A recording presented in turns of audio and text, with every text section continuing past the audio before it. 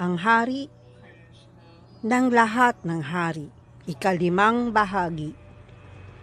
Pinanood ng lahat ng mamamayan ng Ayodhya si Rama habang siya'y umaalis. Ngunit hindi nila siya kayang pakawalan. Sinundan nila ang kanyang karwahe. Libo-libong kalalakihan, kababaihan at kabataan ang naglakad palabas ng lungsod. Makalipas ang maraming oras nang sumapit ang gabi, tumigil si Rama upang magpahinga.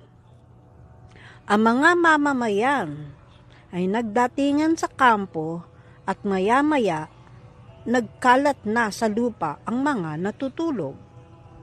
Sa madaling araw, habang tulog pa ang lahat ng mamamayan, pagod na pagod pa rin.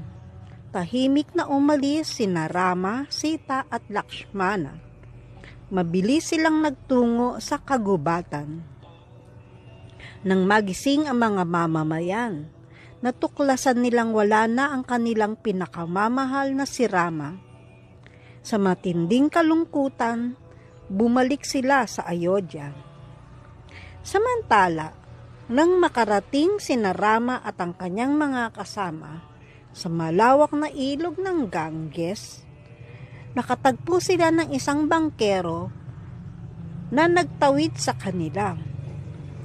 Maghapon silang naglakad sa kagubatan habang marating nila ang ilog Jamuna. Gumawa si Lakshmana ng isang balsa upang mula sa mga trosong iyon, sila'y makatawid sa mga alon. Nang gabing iyon, natulog sila sa ilalim ng puno ng banyan tree. At kinabukasan, naglakad sila sa gitna ng mga higanting puno na bihirang makita ng mga tao. Sina Lakshmana, Sita at Rama ay nasa kalaliman na ng kagubatan. Samantala, sa Ayodhya, hindi mapakali si Maharaj Dasarat. Hindi siya mapayapang makatulog. Sa kalagitnaan ng gabi, tinawag niya, "Mamamatay ako nang wala ang aking pinakamamahal na si Rama." Sa mga salitang ito, nilisan ng emperador ang mundong ito. Nagtayo si Lakshmana ng isang kubo na gawa sa kawayan, malapit sa batis para mapayapa silang manirahan. Ngunit isang umaga, isang kakaibang nilalang ang dumating.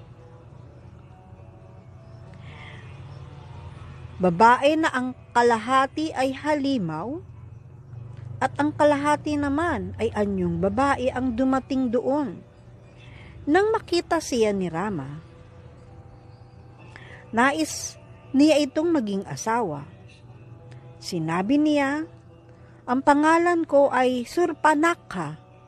Ako ang kapatid ni Haring Ravana. Nakatira ako sa kagubatan, kasama ang isa ko pang kapatid na si Kara. Gusto kitang pakasalan. Hayaan mo akong kainin ang iyong mahina na kasama para tayo'y magsama ng nag-iisa." Natawa si Rama at sinabi, "Si Lakshmana ang mas bagay na maging asawa mo." Sumagot si Lakshmana, "O hindi, mahal na babae, mas bagay sa iyo si Rama." Iniisip ni Surpanakha na si Sita ang sagabal. Kaya bigla siyang sumugod kay Sita na may layuning patayin siya. Mabilis na pinutol ni Lakshmana ang ilong at mga tainga ni Surpanakha. Nababalutan ng dugo, tumakas ang demonya papunta sa kagubatan, patungo sa kanyang kapatid na si Kara. Tinipon ni Kara ang isang hukbo ng 4,000 rakshasa.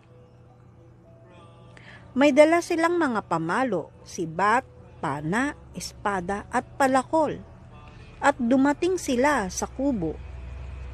Iniutos ni Rama kay Lakshmana na dalhin si Sita sa ligtas na lugar. Mag-isa, hawak ang kanyang pana, hinarap ni Rama ang buong hukbo at pinatay silang lahat.